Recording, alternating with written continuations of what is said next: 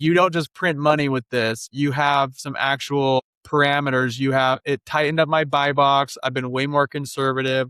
I brought on a partner that helps me underwrite, and he's way more conservative, hired a coach. And so we started to look at things a lot differently since that second deal.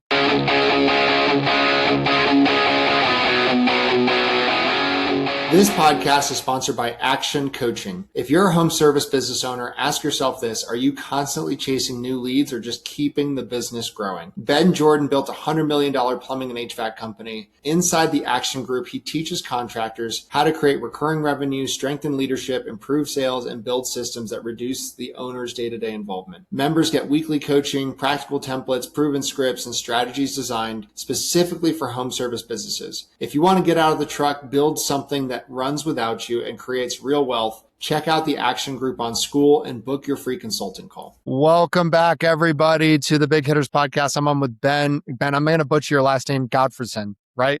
That's perfect. It's phonetic. Okay. Hell yeah. Let's go. Starting off strong. And Ben he owns a moving company. He also has a private equity company that does stuff with storage units. So a little bit of a serial guy. I'm excited to pick his brain. Over in Utah, we were just talking about the Jazz. Ben, man, tell us your story. Yeah, I know you guys are quick hitters. So basically bootstrapped a moving company, took it from a pickup truck, 12-foot trailer, just doing little odd jobs. And that caught on fire, just did a good job for people, put in the work. And, that kind of blew up. And I kept getting calls for storage units. And finally, I realized, okay, here's how real estate works. Put my life savings into my first storage deal. And then we scaled that to a private equity company where we put a series of deals together for people that want to own storage units. So lots of bumps along the way, trucks hitting ice in the middle of the night and crazy stories with real estate deals. But that's the synopsis. It's been a fun ride. Yeah. So I always ask the serial guys, like, what takes up most of your brain space? Like today, what were you thinking about and working on the most? I did a lot of stuff around the real estate deals today, like working on underwriting some storage deals. Had a guy that, he actually drove here. He's like an older guy. And we had like an old school handshake negotiation on the storage facility, actually up in Alaska. So that was like a way fun part of my day today. But most days, what's taking up my bandwidth is like my executive teams. Like I have really flushed out executives now, and just helping them to learn how to drive the business, so that kind of just helps build without me having to do all of the management. Yeah. Okay, let's start with the moving company. Tell us the story. Like, did you acquire it? How you scaled it? Tell us a little bit about that journey. Yeah, my grandma managed a rest home, and she said, "Hey, all these moving companies are either like shady or they're like big and overpriced. Like they're not really good fit for us." And so I just borrowed my dad's pickup truck. I had a really nice neighbor who lent me his trailer, and just started doing it, passing out business cards all over town, truly bootstrapping until I could buy my own truck and my own trailer, and then eventually big box trucks. I bought this, it was like a 1999 used U-Haul. We bought it for like $3,000 and billed over $1 million with that ugly piece of junk, but it got the job done. So it was truly a bootstrap. I didn't have a family member in it. I didn't really know what I was doing, or I didn't acquire it, just really built it from the ground up. Where is it at? Whatever you feel comfortable sharing, where is it at today in terms of size and scale? And we have 8 trucks. We do local work all over the Mountain West. We do about, we're pushing between 4 and 5 mil, hopefully this year, in revenue. And awesome built out sales team, dispatchers. Like moving is very, very stressful, both for the customer, like you're trying to take the stress off their shoulders. Also for the team, right? It's hot, like long hours, trying to keep guys motivated. And that's really, I'd say, our secret sauce is we have a really good team, and just keeping them well paid and happy, and being a good leader that way. Yeah. I don't know a whole lot about moving companies. Like, what are the big pain points around owning a moving company? Is it the margins? Is it staff? Is it um, acquiring customers? Like, what are the biggest pain points for a moving company? I would say for most moving companies, it's just keeping good help. And so we pay higher than all of our competitors, and that's to recruit good talent, right? Guys who, normally your movers are kind of your shadier guys, like your lower level labor. But if you pay for, top tier labor, that eliminates 99% of your problems, right? Because your problem is going to be turnover. So finding guys, training them, that's going to be an expense. If they damage stuff, right? Like that's a huge expense. But if you pay for good help, all that stuff goes way down, way less turnover, way less damage, way less, headaches in the office. Does that mean that you obviously probably have to be more expensive than most of your competitors? I'd say more than most. I think we're still in the middle of the pack where sometimes we'll get a customer who's moved with someone from like California and they'll be like, "You guys are really cheap. Wow, we love this. We love your low prices." But yeah, compared to the guy on Craigslist or, someone like that, we're expensive. And I think it's just about selling on value. You really do have to convey like you're still going to get a customer surplus even though you're paying us more. You're going to be happy with the result, where if you go for like a low bait and switch price, you might not be happy at the end of your move. Yeah.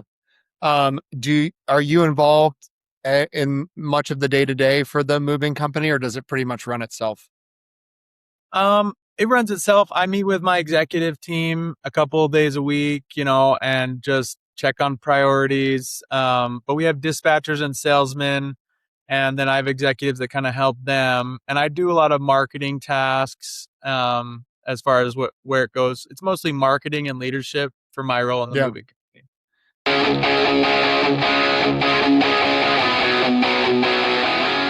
This episode is brought to you by Corberry Digital. If you own an HVAC, plumbing, electrical, roofing, or home service business and you're tired of wondering where your next lead is coming from, you need to check out Corberry Digital. Corberry specializes exclusively in helping home service companies dominate their local markets through SEO, Google Ads, local service ads, websites, content marketing, and lead generation systems that actually produce a measurable ROI. Their team doesn't just focus on clicks and impressions. They help contractors lower customer acquisition costs, increase qualified leads, and build a marketing engine that scales. What I like about Corberry is they understand the blue collar space. They aren't trying to be everything to everyone. Their entire focus is helping trades businesses win in their backyard and generate more profitable jobs. If you're looking to grow your business, improve your online visibility, and build a marketing system that works, visit Corberry.com and schedule a strategy session with their team. That's Corberry.com. Tell them you heard about them on the podcast. What's up, everybody? This podcast is sponsored by Grimes Financial Advisors. You've spent time and energy building a successful business, but here's the question. Do you have a real retirement plan or just a pile of investments? Our friends at Grimes Financial Advisors specialize in helping business owners and families create a clear roadmap for retirement through their proprietary retirement blueprint. Instead of focusing only on investments, they look at the entire picture: income planning, taxes, long-term care, legacy planning, and making sure your money is actually working for the life you want to live. I've gotten to know Dustin personally. One of the things that I respect most about him is he believes every financial decision should fit into a bigger plan. You shouldn't just chase returns. So whether you're 5 years from retirement or simply want a second opinion on your financial strategy, I highly recommend reaching out to Dustin and his team. Visit Grimes Financial Advisors to schedule your consultation and start building your own retirement blueprint. So how did, and I know you kind of touched on this briefly, but how did moving pivot into private equity? That seems like a pretty big leap. So you started to see like a gap or an opportunity with storage spaces? Yeah, the moving company I own all on my own. There's not Moving companies don't trade at a really good multiple, right? Like they're kind of a headache to run. No one's like, that's not like BlackRock, Blackstone's like big secret, right? Yeah. But a moving company is a cash cow. Now, what I was getting is I was having customers that called and said, "Hey, we've heard you're the best mover ever. Like we would love to hire you." and can you store our stuff? And I'd have to tell them no and basically refer them to someone else. And then finally I realized, like, oh my gosh, like I'm leaving money on the table. I had a frat house that I had 9 guys crammed in the frat house learning how cash flow works in a real estate investment and how much equity you can create. So like, okay, I know how to do this. And then I put my life savings into my first storage deal I did on my own. And I realized, like, okay, I can do one of these deals every 4 years, or I can put together a series of deals every year and just let other people who want to own storage units be my partner. And so we went with that way, and it's been really fun. Has that been, have there, like, I would imagine getting away from your primary business activity, have you had any expensive mistakes? Did you underwrite a deal and it went south? Like, have there been any like whoopsies in this whole process? Yeah, there's tons of failure. I think in terms of like deals, I think real estate is something that if you set it up right, it's really hard to fail, like in terms of like go to zero, right? Because you have a hard asset, but you can always fail in terms of how fast you want to achieve your returns. Like, Yeah. I don't know if you heard about like Ken McElroy and Brandon Turner just went belly up. Did you hear about that? What? They Really? both they both had fun, not like their whole portfolio, but they just had like funds that just went sideways where they lost Yeah. people's. Yeah. And it's because they did short-term loans, right? Like expiring terms. They got these crazy aggressive deals in 2021. Now it's 5 years later, time to pay the piper, and they actually lost people's money. So we're pretty fortunate. I did have my first deal went really well. My second deal was the one that probably would be closest to a failure, that we had to do some major adjustments. We had this warehouse we bought, and we were going to convert it into 100,000 square feet of storage, which is pretty huge. And what we had to like accept was the writing on the wall. Basically, we had to cut the project in half and only build out about half the project. So now I'm a landlord to some warehouses, because if we tried to build it all out, we probably would have went south just with the debt service and the expense. And so we had to be really nimble. We had to see what was coming with the market, with demand and with supply. And so now we have a really good storage project, but it's half of what we wanted it to be. But at least we, stayed afloat. But I go back to that second deal as like kind of my kick in the nuts of just like, okay, there's like, you don't just print money with this. You have some actual parameters. It tightened up my buy box. I've been way more conservative. I brought on a partner that helps me underwrite, and he's way more conservative, hired a coach. And so we started to look at things a lot differently since that second deal. Which one do you get most excited about for the future? Is it the storage unit stuff or is it the moving company? Yeah, I get asked that a lot. Like if I get, oh, now that you're on to private equity, fancy stuff, are you like done with the moving company? And I still am passionate about it. In fact, we bought a couple moving companies just because they're so cheap. They're just, you can buy them for almost nothing. Because they have such a high failure rate, but the moving is never going to go away. There's not really a good exit. And I think we're in a good position to run the business. So while I think a lot of my attention goes towards storage, that's probably what I'm excited about as far as like, where can I have the highest and best use of time. I still spend about a third of my time on the moving company, pouring back into our team, our soldiers. We're taking the team out to Florida, one for like a incentive trip, but there's this Titan retreat, just kind of like sharpening your skills as a moving operator. So we're definitely not letting our focus get off the moving company either. Yeah. A buddy of mine from Rise Up Kings has found a niche with storage facilities, not in major metro areas, but like secondary markets. So like not Denver, and I don't know what the suburbs of Salt Lake City are, but like Yeah. go like 45 minutes outside the city. and the big boys aren't necessarily playing there. Have you found that to be true, or has there been a niche with these deals you're doing? No, yeah, I'd love to meet your friend, because that's what we do. I mean, it's really hard to go compete in, LA or Manhattan when the cap rates are stupid low, right? And so to do what we're doing, where we're kind of cutting our teeth on some larger deals, but they're still in the medium tier markets, it's exactly that. You have to, I mean, that we still compete with Extra Space and Public Storage, but they don't own the market. You can still get into a deal if you're persistent and hardworking, and you can still find one. But yeah, I would call all of our markets pretty second tier compared to the big downtown areas. What is your biggest challenge right now? What do you need the most right now to get to where you want to be? Yeah, I think it's just scale. Biggest challenge, I think it fluctuates, right? Sometimes it's building out the team, having the infrastructure to take on more. Then sometimes it's capital, basically having the money. And in some markets, there's more money. And then in other markets, there's more deals. So like when I first started this in 2020, 21, there was more people wanting to give me money that I had good deals for.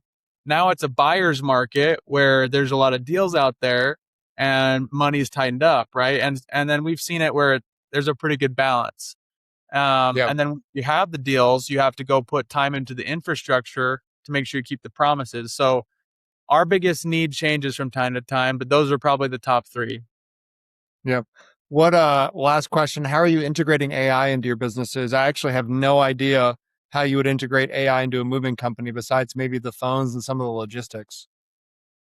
Yeah, technology is not really my strong suit, but I do have a good team, right? So we just fired our marketing agency, hired a new guy or agency, and he's doing really, really well. So he has it all lined up with Go High Level. So if someone clicks an ad, he just showed us this morning that we had a bunch of jobs booked and storage units booked just through AI without a salesperson even having to touch it. So it's involved in the sales process quite a bit. Everyone uses it. We honestly use it on a lot of like lower level legal stuff, like just if there's something you're not really worried about, but you need to put a contract together. It's really good for legal accounting questions, forecasting. You can do a lot with AI, even though it's not my strength. We're definitely not, staying in the past. We're investing in it where we can. Yeah. Well, Ben, where can people go if they want to learn more about you and your various ventures? And I'm going to pull up your websites here. Yeah, thanks, man. That's our customer facing website, bigbensmovingandStorage.com. If you're interested in putting together a storage deal, it's Big Storage Ventures on Instagram.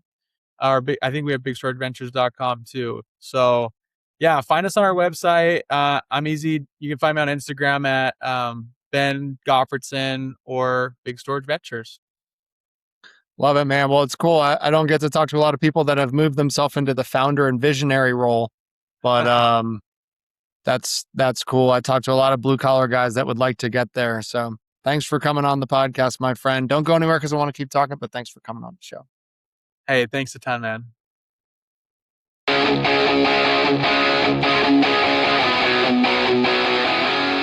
This episode is brought to you by 10X Nerds. If you're a business owner doing real revenue, there's a good chance you're overpaying in areas you haven't even looked at.